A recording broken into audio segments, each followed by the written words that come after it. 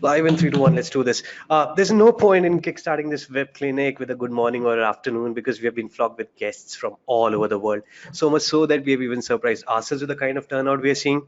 A big, heartfelt gratitude to everybody who took out time from their bustle to attend this personalization masterclass. I couldn't be more ecstatic.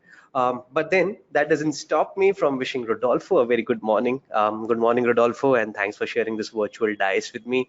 I'm very, very, very honored to have you here.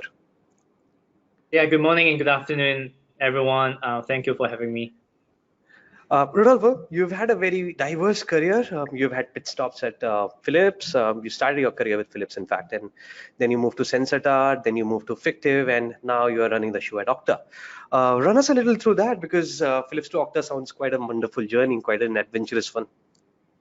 Yeah, when I joined Philips out of college, I wanted to learn about everything in marketing about consumer goods. It's a very traditional industry on how we have physical products go to market. That includes a lot of packaging, look and feel, and how we go to retail, etc. Since then, I kind of pivot my career into more technology focus. So the three companies now in Okta are all obviously selling software to B2B.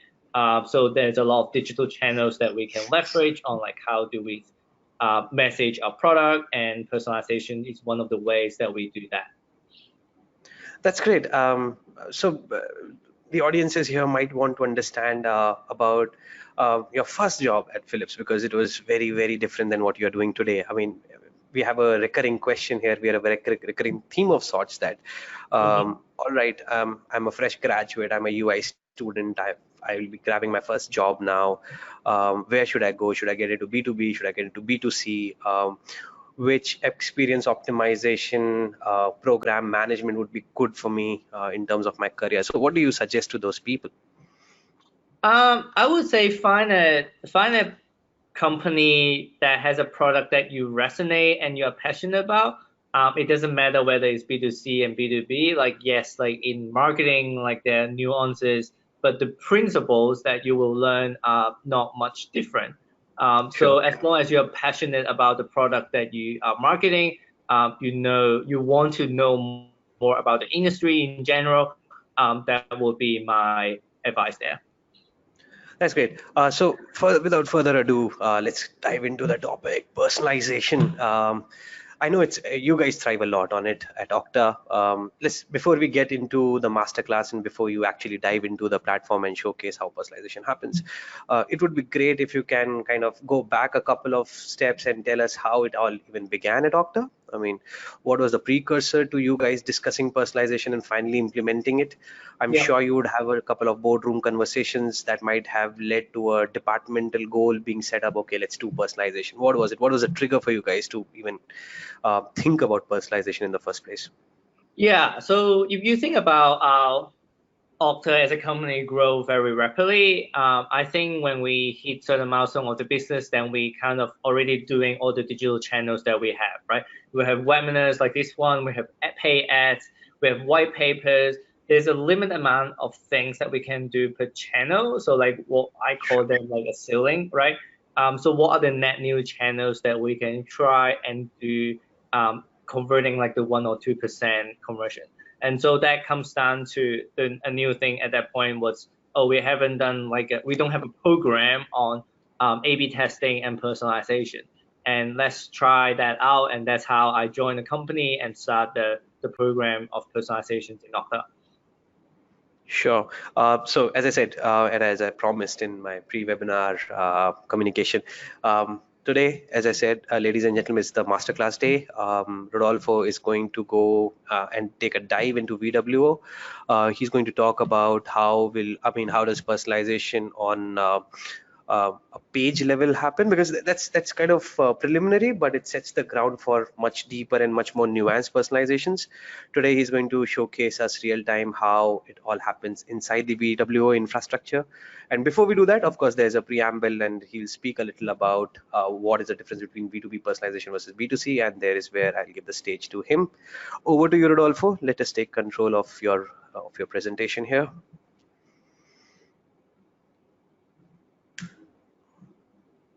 Just 1 second, please.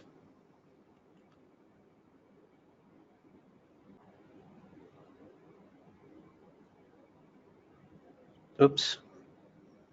Seems Murphy's Law is happening to us. Just one more moment. Okay, I'll do that.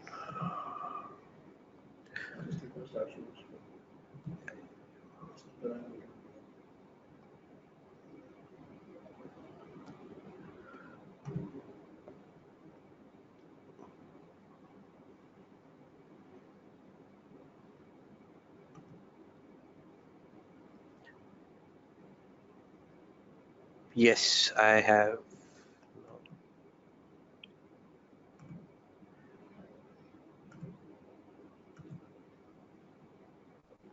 Yes, Rodolfo, sorry for this delay. That's okay. I think everyone now should be able to share the screen, should be able to see the slide. So my name is Rodolfo. I do demand gen on the website. So if you think about demand gen, I do basically all inbound from our website. If you think about A/B testing, personalization, chat, all the forums and things like that. So those fall into web demand gen. And so that's what I do today at Okta. And so the next slide, please. Yes. Yeah, this is the boring stuff. I'll take care of this slide. Yeah, this event is being recorded. All questions that we had at the beginning of the webinar would be answered towards the end. There would be some questions that we'll pick up in between slides also because they're relevant and contextual to that particular slide. But other than that, all questions would be answered towards the end. All the guests will receive a copy of the deck and the recording goes without saying. So yeah, this is the agenda. Why don't you run us through the agenda, Rodolfo? Yeah, so we will spend about 10 minutes on explaining what is personalization means in B2B. And then I'll go dive into the platform to create one of the examples on how we can actually execute a personalization within like 20 minutes time with some attributes with demand base as well. The third section will be spending 10 minutes on any questions and answers. So we'll go through some of the questions in the presentation as well. I know some of you have submitted some questions, but feel free to ask any questions in chat so that we can answer that in the end as well. So let's go to the first sessions on B2B personalization. And before we get into the conversation, Rodolfo, I'll just want to kind of make it clear to the audiences here. There is a preamble to this entire personalization piece, and that's the integration between demand base and VWO. So in Okta's case, we've integrated the data provider, which is demand base, and all data from demand base gets pushed into VWO through an API integration. It's fairly straightforward, which Rodolfo will show us in a while. Yep. So whenever we think about the personalizations on the digital world, it actually started more on the B2C side. So when you think about like a very typical e-commerce store like an Amazon, they know what they basically personalize based on your cookie, based on where you go on the website, based on what click or interactions that you have on particular ads, so that they kind of predict what intent you want on a particular product. And that's how more on the B2C world you would think about like Google, Instagram, and all these social media platform. That's how they personalize on your web pages. But in terms of B2B on the next slide, the difference is we basically personalize on account level. So if you could go to the next slide.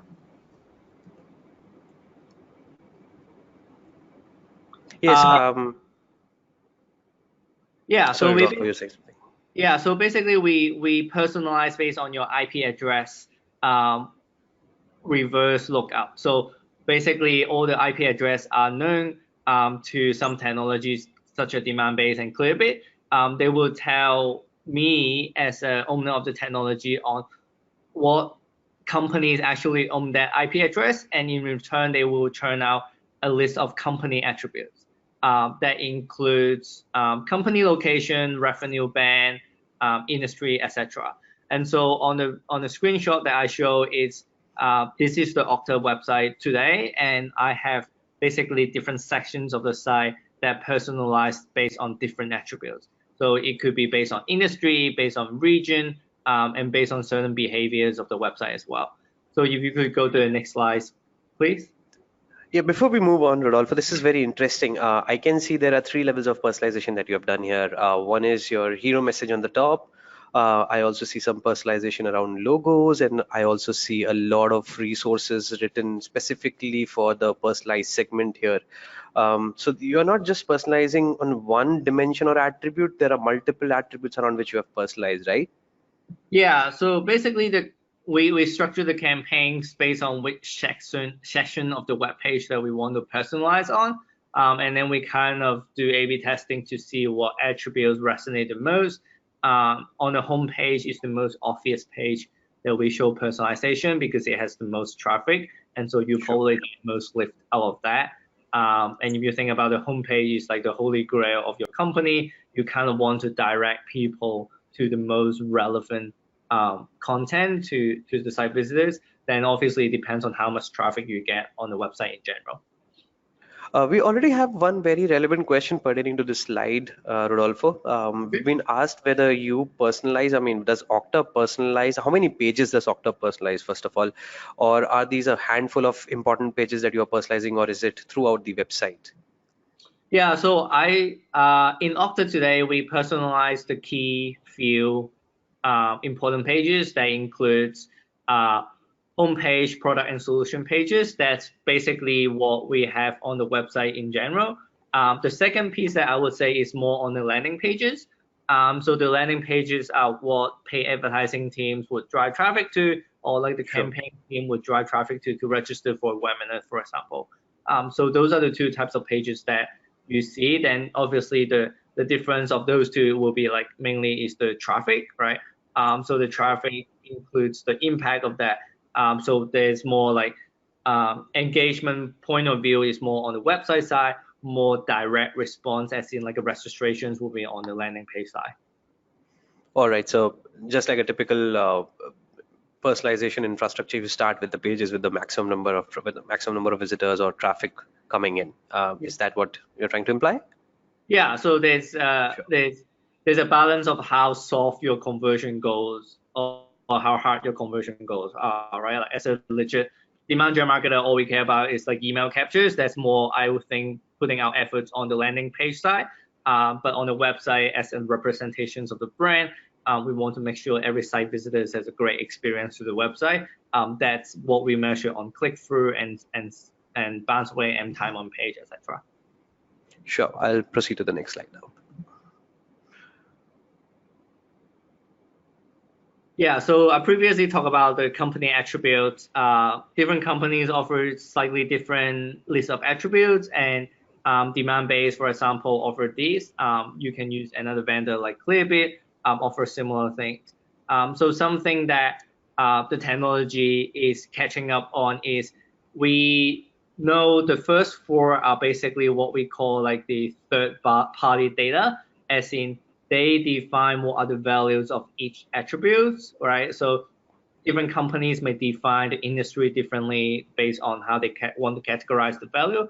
Uh, the industry is more emerging on like the first party data, which is your own data in Salesforce, Yep. for example. So that includes like whether existing customer versus new prospect, or you have a particular strategic account list. So those are the things that are coming up that kind of getting into the weeds of how technical you are with the integration. It's not impossible. It is possible today, but it just takes a little bit more work. It's not like a native integration today. Yes, on the point of integration, Rodolfo, because we've got a lot of questions around integrations as well. How complex is it? How much time did it take? Yeah. How many resources did you have to put in for integration? Can you throw us some light about how did the integration process flow when it comes to the environment at Okta? How tough was it? How easy was it? Yeah, so the VWO and demand-based integration is actually very straightforward. All we need is install, not even install, just make sure like you have a checkbox in the VWO experiment campaign to include demand-based, so that you basically tell VWO to listen to the demand-based variables. That on the campaign level is very easy. what probably need a little bit help, I would say like a couple hours work, is making sure the JavaScript fires in sequence. So Sure. that's a very technical term, as in before we load the VWO campaign, we need to load the demand base first, because otherwise we wouldn't be able to listen to what the value, capture the values of demand base. So that is not, I wouldn't say it's difficult. It's just a very standard practice that you can do easily in GTM, in Google Tag Manager. In Yep. Google Tag Manager, there's a functionality that you basically wait for one JavaScript to fire before another. And that's basically what we did. Sure. And when it comes to named accounts, I'd also want to throw some light here for folks who've not been initiated into the world of personalization. What named account essentially means is that Okta might have a list of, say, 50, 60, 70, 80, or 100 enterprise accounts where they want to penetrate. These would be the giants and the whales in enterprise software or retail or utilities or manufacturing. And this is a set of accounts that Okta's representative sales reps have already earmarked for themselves. So for example, if Accenture is one of their target accounts, what named account strategy means is that when somebody from Accenture visits Okta's website, they've written content specifically for Accenture, or their hero messaging would welcome saying, "Hi Accenture, how are you doing today?" It's just a very crude example for, as I said, example's sake, but I hope you get the point. Okay. And also, it also requires a small Salesforce demand-based integration to be instrumented inside BWO, because all your accounts are being fed from Salesforce or the CRM of your choice. I will skip to the next slide then, Rodolfo. Yep.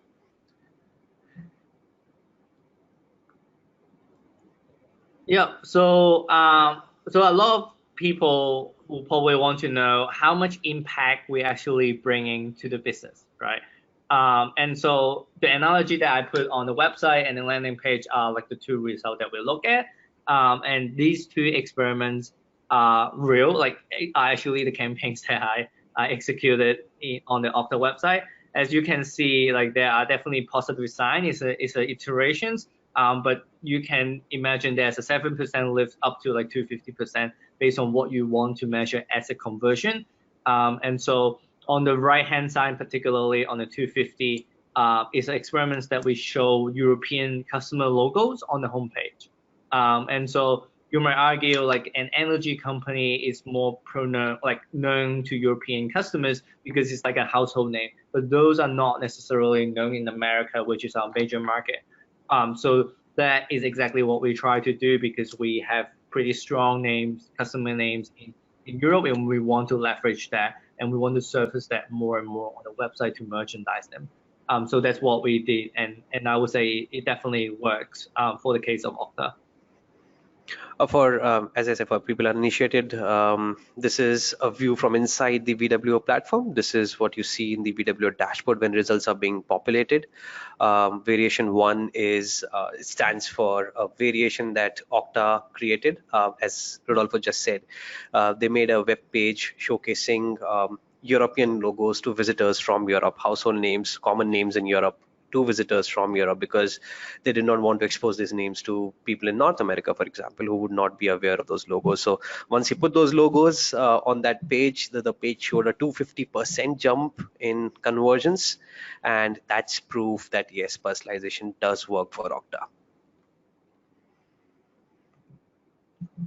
Yeah, so if I go to the next slide, that will be the summary of this part. And so remember, I talked about basically there's two levels of framework. The first level is like your entire programs, aggregations of all your campaigns. So basically, when you decided to try this program, you want to identify what are the improvements that you want to make on the website, and what would that be? It has an idea of it, and then what personalization experiments actually you want to do that for your audience and your website, and what does success look like? Do you want to just purely on form submit, or like you actually want to drive some of the web engagement interactions?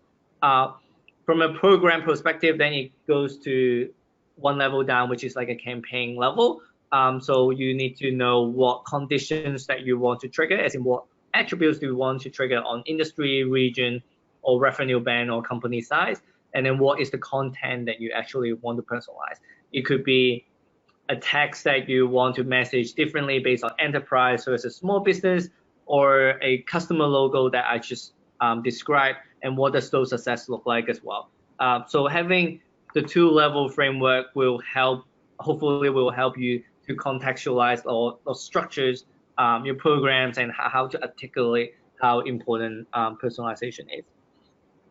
So there was a question, and a very relevant question, that we got some time back when we were doing all the promotions for this webinar.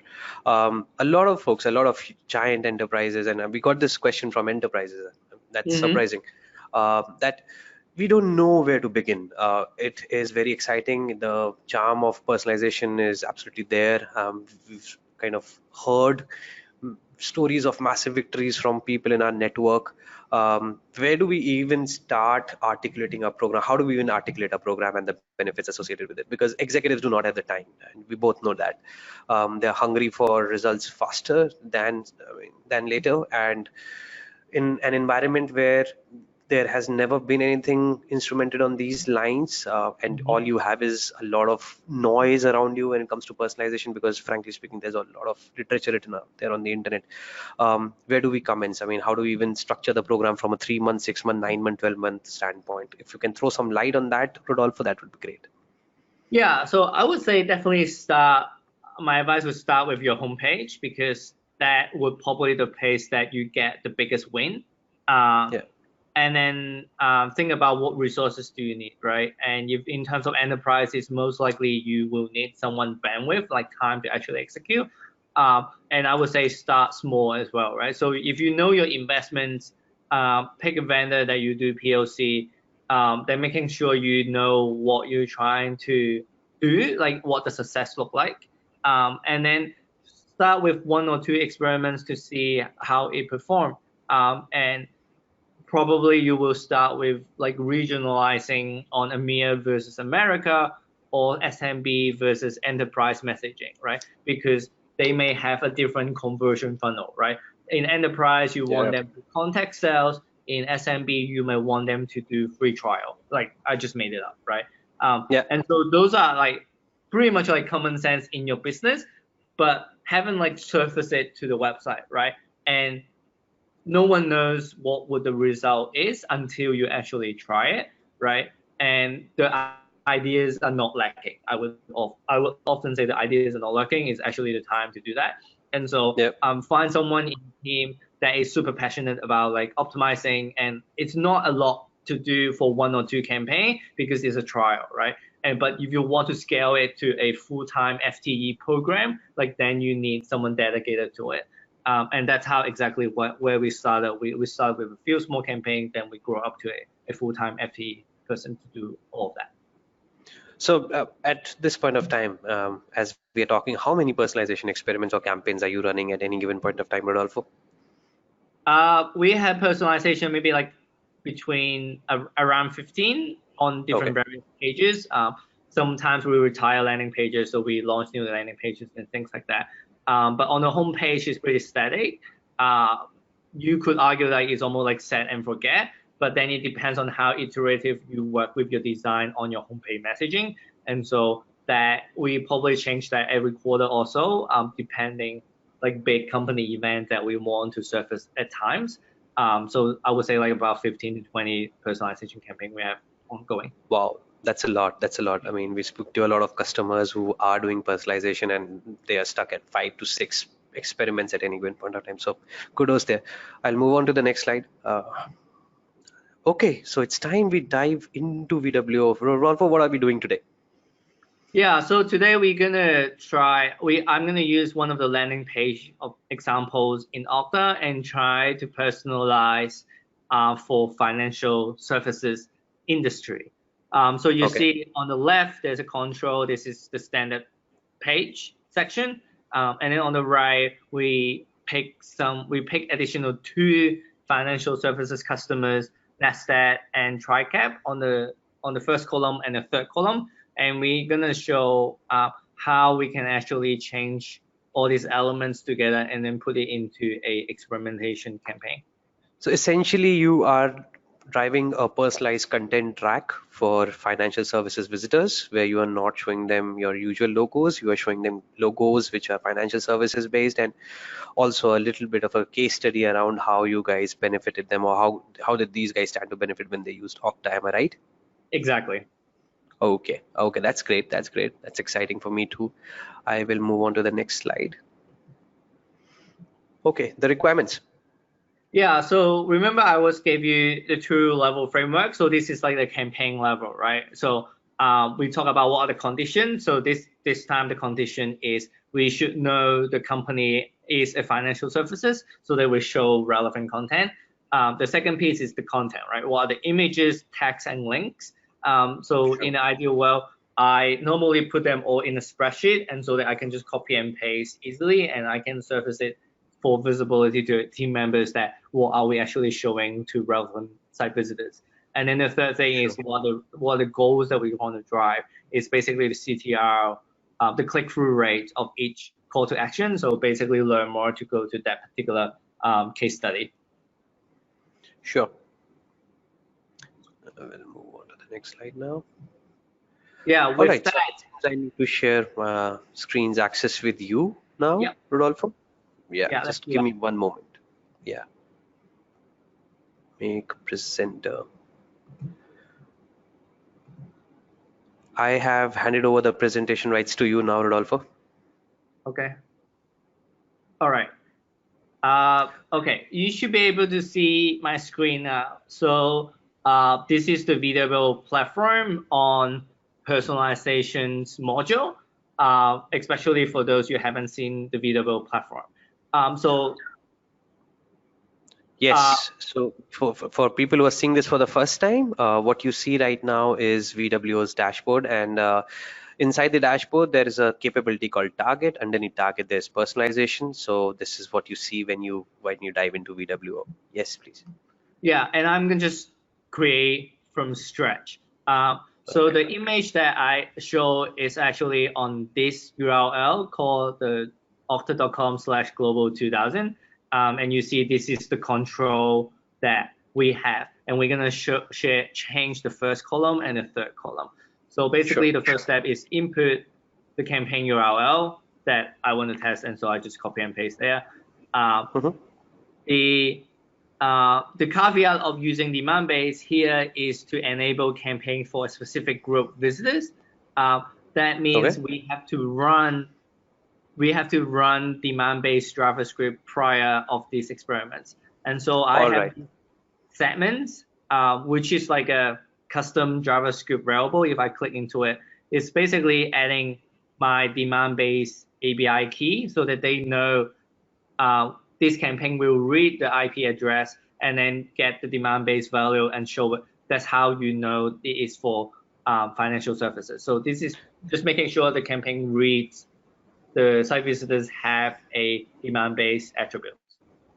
So what Rodolfo is actually trying to do here is that he's segmenting his audience. He's trying to target a specific audience, and that audience would be supplied. The attribute of that audience would be supplied through a demand-based integration with VWO. What you see right now is a large key that is that's inserted as an input, whilst and inside this particular snippet is where all the magic happens, where Rodolfo will plug in financial services as an industry. Yeah. And so the next step, once I do that, I just click next and basically go to a new tab of opening the editor of the VWO. And Sure. remember, saying that I normally will put all the inputs, all this content I have in a spreadsheet. And so you see Okay. this is the Oh, you first have an column. entire spreadsheet around it. Okay. Yeah, this is the first column, and then this is the third column. And so let's try that again.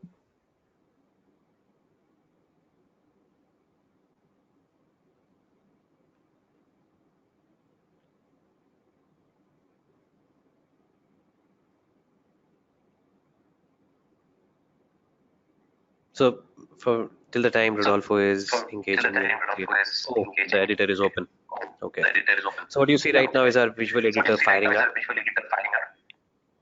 Yeah, and so say I want to change the logo from JetBlue, Mm-hmm. uh, from JetBlue to Nasdaq, and so I basically just click on that JetBlue image. I already got all my information in the spreadsheet, and I just copy and paste.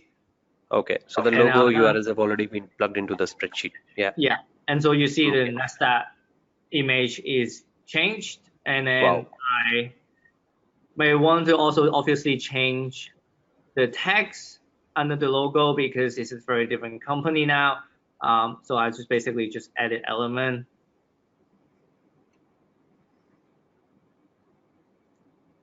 That's the power of a visual editor. Anybody can do it. You don't need a developer. Yeah. And then I basically just change, I basically just copy and paste the text that I already selected. And obviously you can do other fancy things on style and things like that. But for the purpose of time, I just want to make sure like everyone knows how to change individual elements. And so I, for the sake of time, I'll just change these two elements, but you can imagine I'm just basically doing copy and paste on individual element for this column and also for this Sure. column.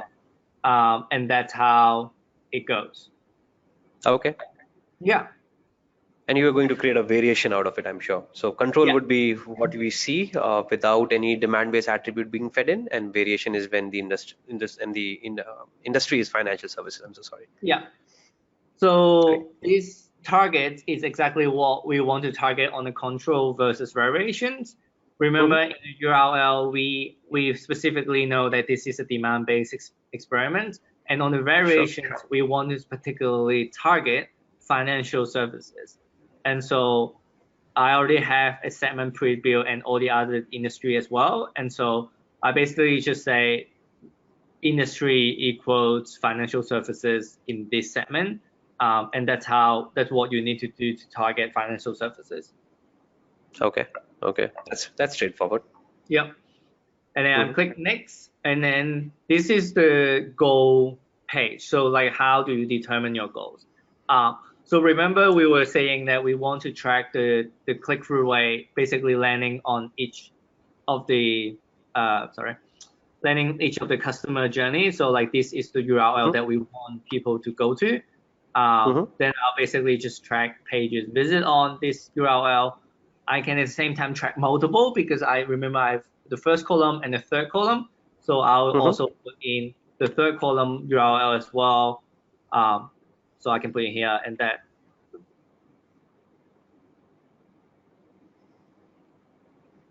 I just put in here to say this is click-through rate of column Click through it. one Yeah. and two, Yeah. column 1 and So 3. since Rodolfo, yeah. And then I So can since also Rodolfo, yeah. Sorry. Please carry on.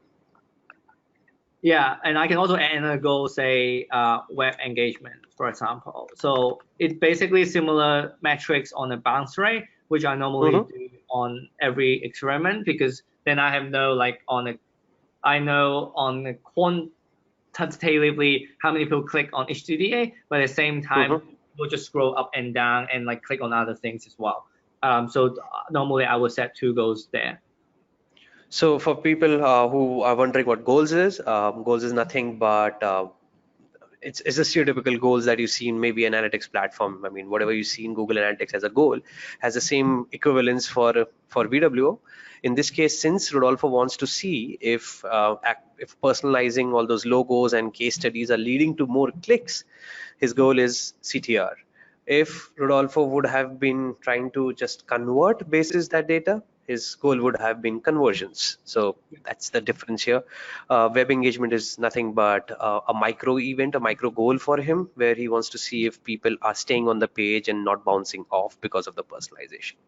Yeah, and there are multiple ways to track your goals depending if you want to redirect to a different page or you can do it as a custom event on a submit.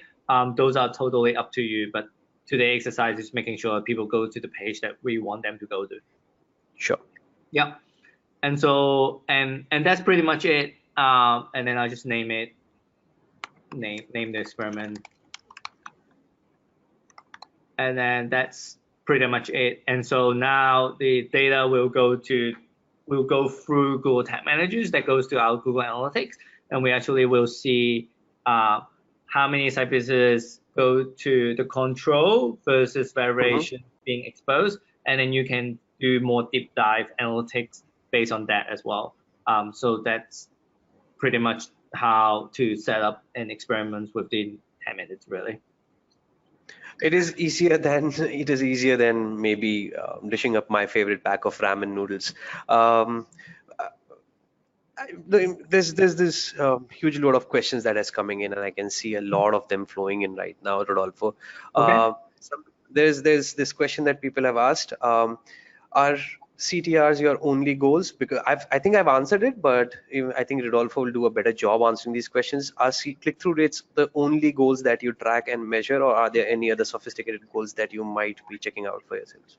Yeah, so I can add other goals as well, right? So I in this example I just showing a CTR, but like I can edit the goal. If I don't have any other experiments running on this page, for example, I can add other goals that I have previously used. So for example, this is very common goal that I track is like contact sales or free trial. Mm-hmm. So you can throw these two you can throw any goals into this campaign, right? But the point that I want to point out is, are you trying to drive these two conversion goals with the experiments that you want to do, right? Uh, Instead of doing a personalization on customer logo, you might want to drive free trial on a hero.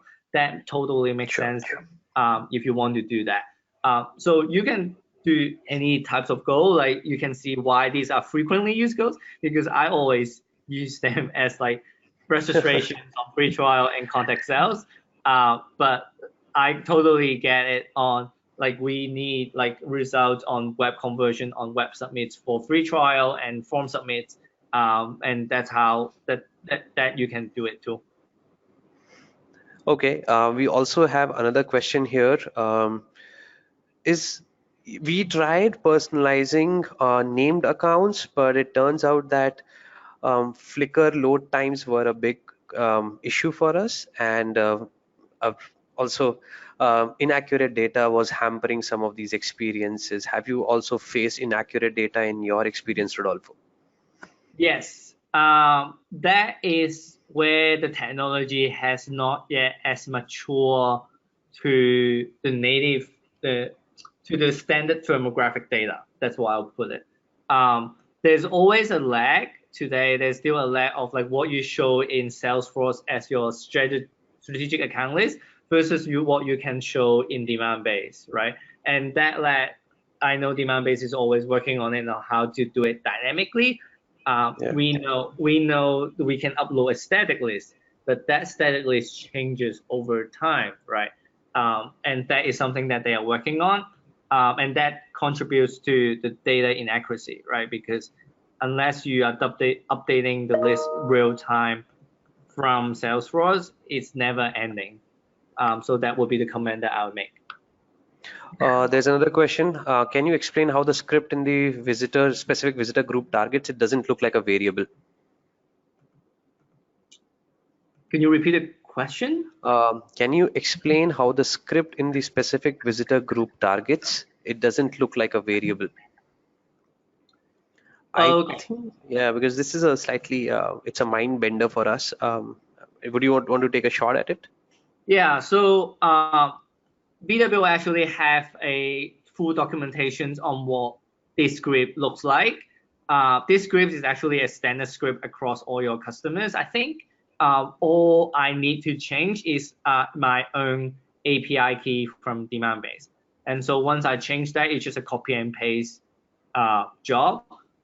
In terms of that will be how I use demand based attributes.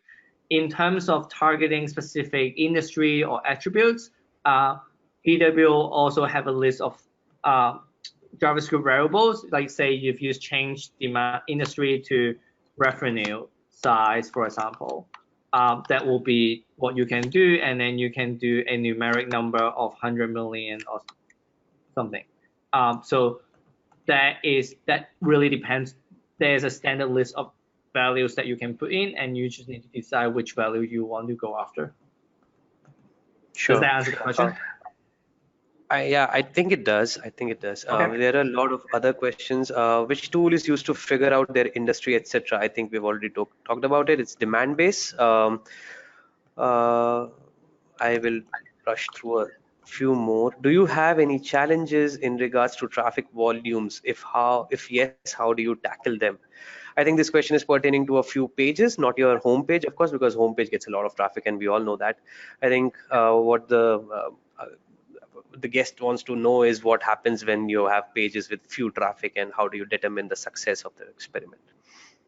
Yeah, so I think if you have a low traffic page, then you will need to define your conversion goal more carefully, because when it comes to resulting on statistical significant result, it's a matter of how much traffic you have and what is your conversion rate, right? And so if Yeah. you are experimenting or personalizing a CTA that is above the fold, that is more than 5%, for example, that is likely to drive more statistical results than a bottom of the page CTA. So those are the two variables that I will look at to see those are the campaigns that can be optimized for in a lower traffic page. Sure. Can I integrate my own target groups from Google Analytics? This is Metzler. Metzler, I will respond to this privately. I think this is more from a VWO standpoint, and I will respond to you over an email. Short answer, yes, you can import your groups from Google Analytics, but long answer, there is no room for personalization there, because Google Analytics does not have it doesn't work as a data repository for third-party data that Okta wants. So no. Can you explain how the script in the specific? I think we've Cover spoken that. this about before. Yep. Can you please elaborate a little upon demand base? What kind of information it captures, and how is it integrated with VWO? Is there a full list of integrations? That's again something that I'll email you, but I it's can I yes, can we add to haven't. that. Yeah, Yeah. please do. Please do. Yeah. So the integration itself is basically just putting the variables and JavaScript into VWO. What demand-based surface is, what you can do is basically search firmographic attributes overview with demand-based. Then you can see in here what are the list of attributes that you can get. So you see company name, Yeah. industry, employee band and employee count, revenue band, annual revenue, and things like that, right? And then looking into specific, for example, if I look at industry, then you see these are the default values of industry. So it's pretty comprehensive, because they just use a standard terminology for it. And Mm-hmm. so we were looking at financial services. And so that's one industry out of, I don't know, 20, 30. Then you can obviously target software and technology, government, education, energies. I can see like consumer goods and automobile are probably the top industry, especially you are selling software. So that's how I target. Then with the demand-based integration, you can find out how much traffic does each industry have. And so you can prioritize based on how much traffic does financial services have. If they are like your top 5, like do that first, right? Because they are the most impactful. Sure. Sam asks, what was the conversion event that saw 250 plus growth? We've spoken about it, Sam. It was click-through rates that Rodolfo was trying to measure. It sent more than, I mean, it uplifted their click-through rates by 250%. It had a lot of more people getting into those personalized content tracks. There are a lot of other goals that Rodolfo personalizes upon, but for this particular experiment, it was CTR. I have one more question for you. Out of units like hero message, images, CTA, copy, etc., experiments with which unit has resulted in most successful experiments for Okta? Yeah, so I would say region and industry are the 2 attributes that we see most result on. And if I think about a web visitor's experience, that probably makes most sense because I live in a different country, I'm exposed to different things. And so those are the two attributes that I will always try first. All right. I think we are done with our questions. There are a host of other questions, but I'm sure Rodolfo has to hit back to work. Rodolfo, any parting notes, any closing thoughts that you might have? What do you see as the future of personalization? Where is it headed to? Yeah, I think in summary, you can see the B2B personalization is basically on an account level, right? Like what company comes to a website based on Yep. reverse IP, then I find out what attributes they have, then I personalize that, right? So I can see the technology is more fully moving towards individuals, like the leads and contact in your Marketo or your CRM in Salesforce, using those first party attributes to personalize on. And I think that would be the goal. Like I can see some of the technologies are emerging to trying to do some of that, but the technologies are quite early to scale. But I'm continuing to try those things in the market. Yeah. All right. Thank you so much, Rodolfo. It was a pleasure having you here. And for everybody who is still hooked in, watch out for our mail that comes out around a week from now. It's another masterclass, and we'll be. It's a secret we can't reveal right now, but like Rodolfo, we have one more guest coming in and showing their real life examples of how personalization works in their environment. So keep an eye out on your emails. We'll be sending across the recording and the decks for people who haven't come in. And hello, I'd really want you to be there the next time. So yeah, we have around 15, 16 more questions that we couldn't answer because of paucity of time. We'll make sure that Rodolfo and I take out some time and answer each and every one of them. And I'll be sending a copy to Rodolfo here. Thank you, Okay. Rodolfo. Thank you so much. And I'll see you soon. All right. Thank you all. Bye. All right. Bye.